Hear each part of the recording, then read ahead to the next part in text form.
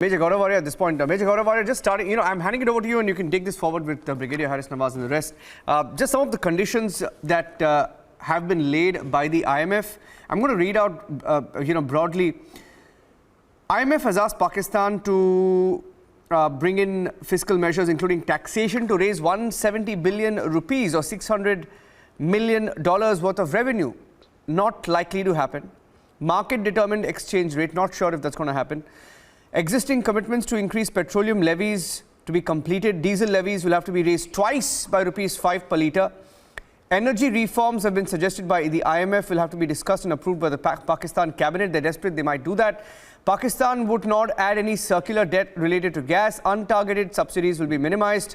Agreement on increasing the budget will have to be increased by almost 40 billion rupees from 360 billion to 400 billion. So it's all numbers, but essentially going by the situation in Pakistan. Major Gaurav Arya, you've been on many debates on the IMF and Pakistan's funding. How are you looking at it this evening? Thank you, Niranjan, for inviting me. The former finance minister, Miftah Ismail, recently made a comment, and it was on Dawn News today that he said that once Pakistan is through with this IMF program, it will need another one very soon. Because you see, there are two parts to this. And before this, I'll just mention this and then I'll go to, Brigadier Harris Nawaz. First of all is, putting additional taxation, the burden on the people. I think that's the easier part. Because that has been done in the past. They'll do it again. They'll reduce subsidies. They'll increase the price of fuel, of gas, of energy, etc. Even though if it's an election year, they'll have to do it.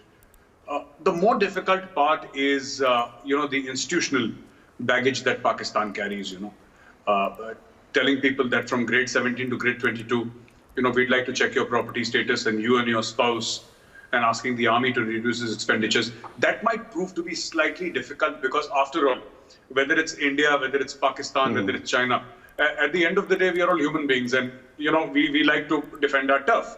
I mean, had I been there, I would have done the same thing. So I'm not going to blame anybody, but, these things are more difficult to do. I'll very quickly go to Brigadier Harris Nawaz. And Brigadier Nawaz, my question to you is, there was a portion of the defense budget which traditionally Pakistan, which is in every country, it's part of the defense budget. In most democracies, it's part of the defense budget, that is the pension.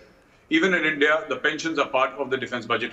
In Pakistan, they removed it and they kept it outside the defense budget. So it was not classically part of the defense budget.